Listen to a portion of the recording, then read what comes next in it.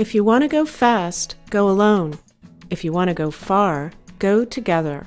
This African proverb inspires Foundation's community partnership to foster collaboration among networks for special needs children, youth, and families in Bucks County. Welcome to FCP Conversations Online, featuring Bucks County nonprofit leaders. Join our discussion with community organizations that share our mission and are making a difference in the lives of our neighbors. Hello, I'm Ron Bernstein, the Executive Director of Foundation's Community Partnership. Welcome to FCP Conversations Online, and thank you for joining us.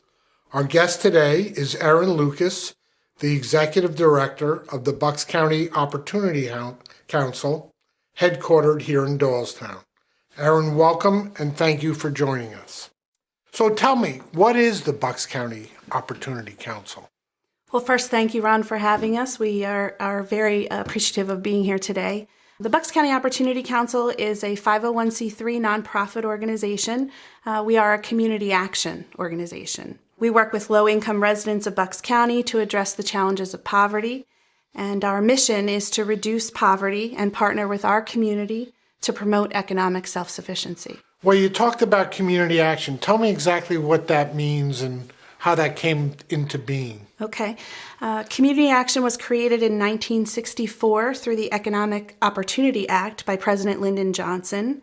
Community action was created to address the issues of poverty at the local level. So the federal government got involved to create funding streams that could be used. They filter through the state and then come at the local level where we could apply meet the needs in Bucks County, exactly what is needed for our low-income people here.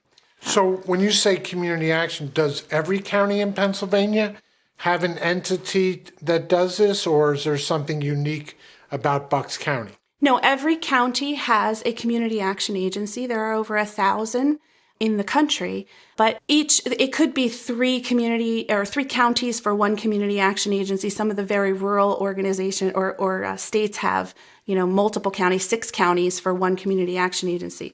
We are unique in that Bucks County is a very large population, over 625,000 people here, so we have our own community action agency. So community action and the funding comes from the federal government, the state government, the county government? The funding comes from, one form of funding comes from the federal government, and that is the Community Service Block Grant. That is the federal money that was designated specifically for community action. It filters through the state, through the Department of Community and Economic Development. We work very closely with them. And then at the local level here, we are able to perform a needs assessment and do what is needed here in Bucks County to basically alleviate poverty and help low-income people achieve goals. So are those dollars consistent? Do they change year to year? How does that formula work? It is a federal formula based on the number of people that are deemed in poverty based on the census and the federal poverty guidelines, number of people that are living in poverty. And then it's filtered down throughout the state. So Bucks County has a fair number of people living in poverty, over 33,000 people. Wow. That are living at or below the federal level of 100%. So you're out there supporting people living in poverty. What specifically are the program areas that the Opportunity Council addresses? We have actually 5 program areas. The first one is food.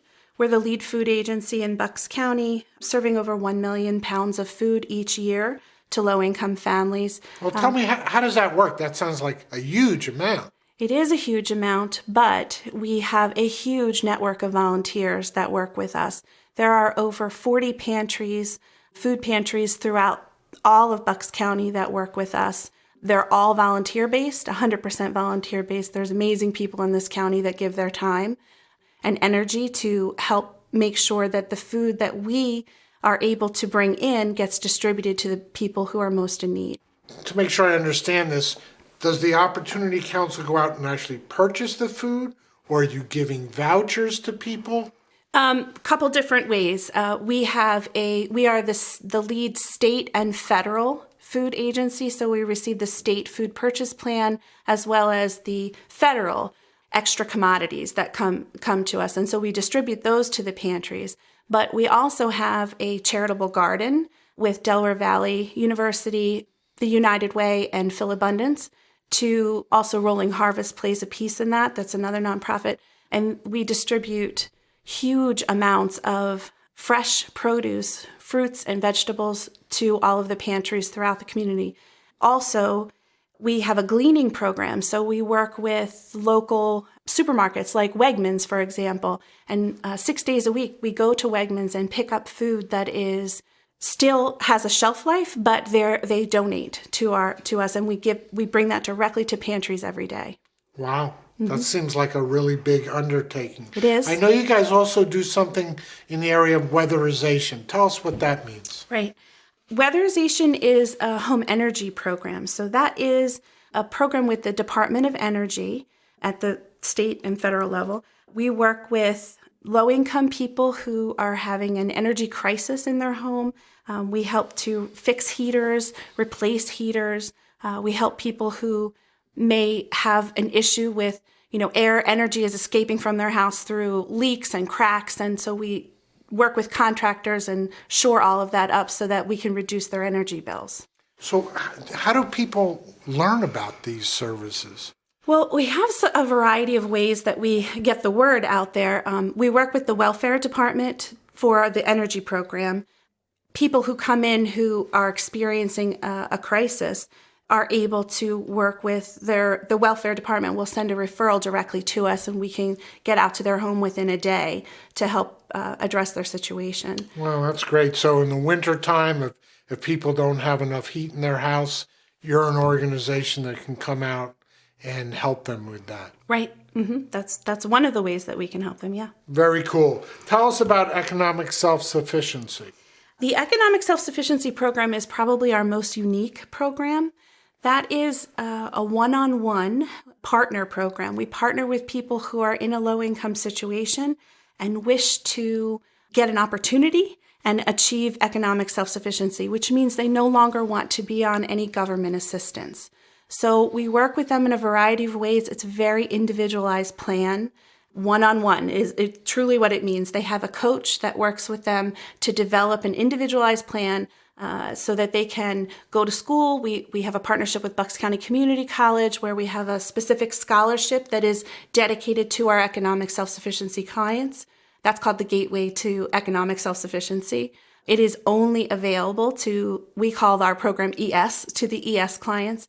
But we also work with a variety of other schools. So when people get involved with economic self-sufficiency program, how long does that usually entail them working with you guys? We can work with people up to 5 years. Some people think that that's a very long time, that's quite a lengthy program. But on average, if people are living below the poverty level, you all know it takes quite a bit of time to move through and increase income. So education programs are not quick, and we work long-term with people. On average, most people are with us about 39 months. And I think I've seen in the paper sometime that you actually have a graduation ceremony. Who participates in that, and what are they graduating from? We do have a graduation ceremony every year. In fact, this year will be our 20th graduation on October 19th. Each year we celebrate the accomplishments of the people who have achieved economic self-sufficiency, which means they are no longer on welfare, they do not have a housing subsidy, they have a full-time job, they've completed their education or training program, they have reliable transportation, a savings account, a bank account, their credit score has improved, or they have a credit repair plan, lots of things that they need to achieve. We celebrate them as well as the volunteers who help them get there, because we have people who partner with us, donors who partner with us throughout the year and adopt families long term.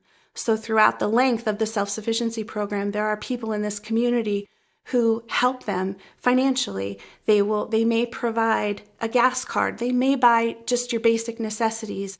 toilet paper and toothpaste and laundry detergent. These are all things you cannot buy with food stamps. Right. So we have people in the community who adopt them year round and help them, and we invite them to graduation to celebrate in their accomplishment. Well, I know there's 2 other structured programs that you guys run. Tell us about emergency assistance. Emergency assistance is one of the most needed and difficult programs to administer in this county because there's far more need than there are resources to meet the need. We have people who are in a housing crisis, meaning they are about to be evicted or are currently homeless.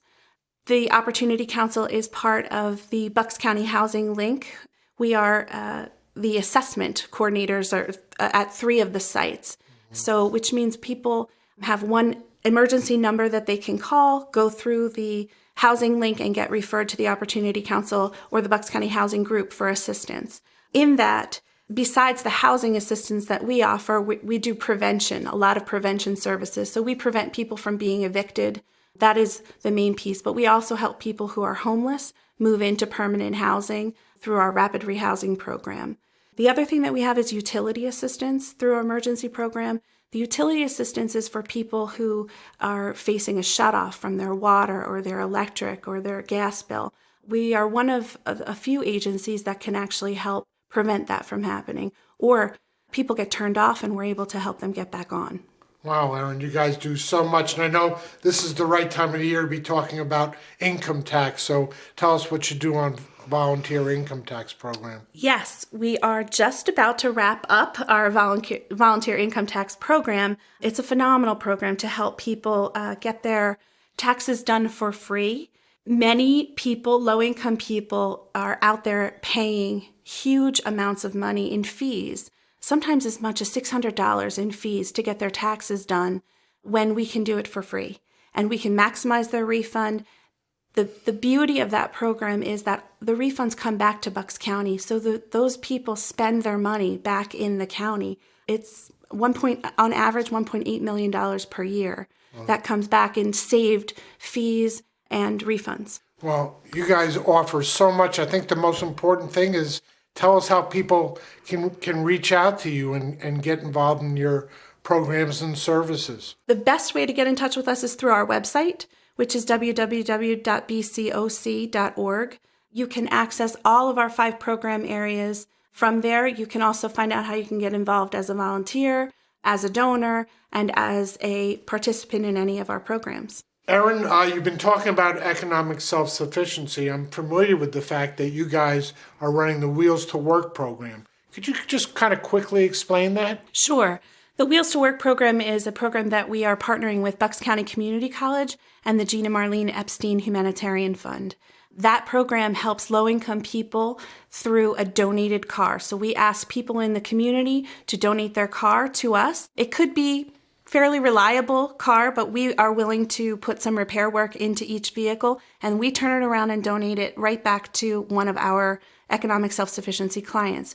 The goal of that program is Bucks County transportation is very difficult if you don't have a car. Yeah, there are really no east or west highways, and the bus system just really doesn't work to get you to work on time. Right. So if we're asking someone to work on their goals and go to school or go to work without a car, it's very, very difficult.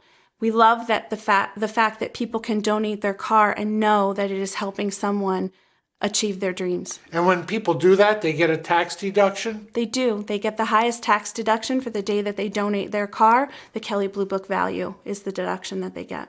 Great. Mm-hmm. And finally, I'm driving all over Bucks County all the time, so I'm always looking for a great lunch spot to pull over. You have any recommendations for me on one of your favorite lunch spots here in Bucks County? I have 2. So I'm from the lower end of the county. I was born and raised in Bucks County and still live in Lower Bucks. The Churchville Inn is one of my favorite places to go, as well as the Green Parrot in Newtown. Okay. Yeah. 2 good recommendations. I think Churchville had a fire a couple of years ago. They did, but they rebuilt it and it's beautiful. Okay, yeah. I will definitely check that out. Food, weatherization, volunteer income tax, emergency assistance, economic self-sufficiency, the Bucks County Opportunity Council. Erin, thank you for the great work you guys are doing here in Bucks County. for joining me today to share your experience and knowledge leading the Bucks County Opportunity Council. Thank you to our listeners for your involvement in our community. Visit our Facebook page and like us because we like you, and subscribe to our YouTube channel. Join the conversation. Foundation's Community Partnership believes that when we join forces, we're stronger.